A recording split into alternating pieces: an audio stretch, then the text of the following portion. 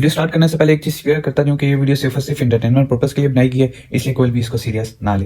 तो जी जैसे ही vlog start होता है तो माजी रजब को जो है ईमान का एक ड्रेस देती हैं और कहती हैं कि उसके घर डिलीवर कर दो। और रजब ये बात कर रहा होता है कि हम दोनों को नहीं पता, यानी माजी और रजब को, कि ये ड्रेस वलीमे का है या बारात का है। तो माजी पीछे से बोलकर कह रही होती है कि ये बारात का ड्रेस है, लेकिन फिर भी जो है वो रजब बार बार यही कह रहा होता है कि हमें नहीं पता कि ये ड्रेस वलीमे का है या बारात का है। अरे भाई माजी पीछे से बोल तो रही है कि ये बारात का ड्रेस है, और उन्होंने ये एक दफा नहीं 2 से 3 दफा ये बात की है, और फिर भी आप ये रिपीट पे यही बात कर रहे हैं कि ड्रेस किस दिन का है हमें नहीं पता। अरे जो स्क्रिप्ट लिखी थी तो क्या सिर्फ उसी को फॉलो करना है, बल्कि यार थोड़ा सा स्क्रिप्ट को अपडेट भी कर लेते। इसलिए मैं आपको बता नहीं रहा, लेकिन यार बारात का है, तेरी बहन दी अल्लाह की कसम नहीं उठाया जा रहा। ओए बड़ा भारी भाई। हाँ जी हाँ जी। अच्छा इस सीन में जो है माजी रजब को जो है उसका ड्रेस दिखाती है, ये वो ड्रेस है जो तुमने आज पहनना है जुवात के फंक्शन पे। लेकिन इसमें फिर रजब माजी से पूछ रहा होता है मैंने पहनना है या ईमान ने पहनना है। तो माजी कहती है कि भाई तुमने ही पहनना है। तो जैसे जब वो है अपना ड्रेस खोल के दिखाने लगती है तो वो कहता है मत दिखाएं, ईमान खुद दिखाएगी।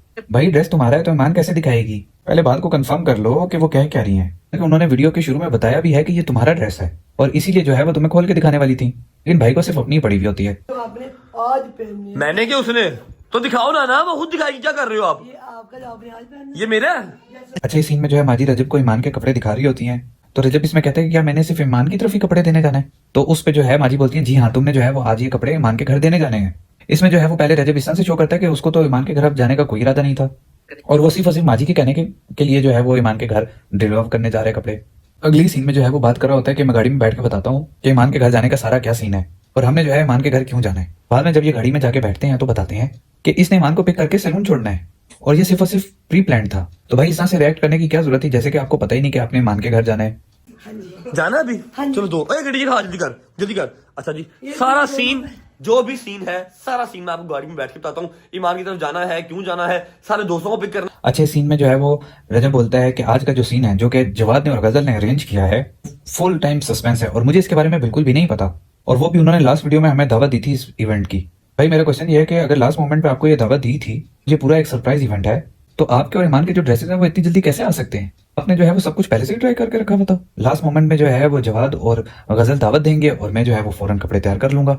वाह भाई क्या सीन है। वैसे ऑडियंस तो बिल्कुल ऐसे ही बैठी हुई ना, जैसे आप कुछ भी बोलोगे और वो यकीन कर लेगी। घर से निकल चुके हैं। अगर आपने कल का व्लॉग देखा होगा तो जहां हमारा व्लॉग एंड हुआ था वहां पर गजल जवाद ने हमें एक कहा था सरप्राइज है आज के दिन में। जो आज का इवेंट है वो गजल जवाद फैमिली की तरफ से सरप्राइज है। वल्लाही मुझे नहीं पता कि क्या सरप्राइज होने वाला है। और इस सीन में जो है वो रजब इस तरह से रिएक्ट करता है कि उसने अपनी मेहंदी का सीन लोगों को बताना ही नहीं था, जो है वो बता के बहुत बड़ी गलती कर दी है। लेकिन वेट अ मिनट, पर रजब जो है वो अपने व्लॉग में ऑलरेडी 2 दिन पीछे है, तो अगर वो अपनी ढोलकी और दूसरे इवेंट्स का बता भी देता है वीडियो में तो इसमें ज्यादा मसले वाली बात नहीं थी, क्योंकि जब तक ये व्लॉग पब्लिश होगा तो अगले 2 इवेंट्स भी जो है वो खत्म हो चुके होंगे। भाई फिर मसला किस चीज का था? जो उन्होंने कल मेहंदी मैंने बता दिया चलो बता दिया कल हमारी इंशाल्लाह बशर्ते जिंदगी मेहंदी का इवेंट है। भाई सीन में जो है रजब ईमान के घर जाता है और उससे कहता है कि तुम्हें मैंने कहाँ पे छोड़ना है, सैलून में छोड़ना है। लेकिन उससे पहले ईमान उसे कहती है कि हमने इससे पहले 1-2 ड्रेसेस भी पिक करने हैं। भाई ये रजब का प्लान शुरू से ही था कि ईमान के घर जाना है और उसको पिक करके सैलून छोड़ने का, और उसने तो है उस टाइम माजी के कहने पे इस तरह से रिएक्ट किया था जैसे कि उसको जाना ही नहीं था ईमान के घर। अच्छा इस सीन में जब ईमान का ड्रेस पिक करने के लिए शायजा खानी के आउटलेट पे, तो जो ऑनर होती है वो पहले से ही वहां पर होती है। क्या ये सच में कोइंसिडेंट था या उसे ये बताया गया था कि रजब आ रहा है तो आप जल्दी से आ जाएं? मेरे हिसाब से आपको क्या लगता है, आप अपनी कीमती राय लाजमी बताते जाएं। रिस्पेक्ट फॉर यू और आपके फैन हम। क्या ड्रेसेस हैं आपके माशाल्लाह। God bless you and we love you too. Thank you so Mashallah, much. you are Thank you. doing a lot. Thank you so much. Alhamdulillah. अच्छा इस सीन में जो है रजब अपना ड्रेस पिक करने के लिए स्टोर में जाता है, तो वो उस टाइम जो है वो शादी की बॉडी पे जोक्स करता है। भाई मैं मानता हूँ कि शादी उसका बहुत अच्छा दोस्त है, लेकिन यार अगर आप इतना बार बार करोगे तो हर किसी की अपनी सेल्फ रिस्पेक्ट होती है। वो भी जो है वो आप पब्लिक में कर रहे होते हैं। ठीक है मैं मानता हूँ यार आपका ये जिगरी दोस्त है, पर फिर भी यार उसके दिल में कोई ना कोई तो बात आएगी ना यार, क्योंकि आप जो है वो पूरी पब्लिक को दिखा रहे होते हो कि आप उसके साथ क्या कर रहे हो, और उसमें जो है वो इसकी नेगेटिव इमेज बन रही है कि शादी जो है वो खाता रहता है और उसको अपनी बॉडी की कोई परवाह नहीं है। साइज ले रहा सलमान भाई, शादी भाई का ले जरा साइज ले तू चुप कर बैठ, तू चुप कर, साइज ले जरा। नहीं भाई नहीं, बोरिंग नहीं, साइज आपने यहाँ से लेना है, यहाँ साइज ले भाई, यहाँ चुप कर, तू चुप कर भाई, साइज ले।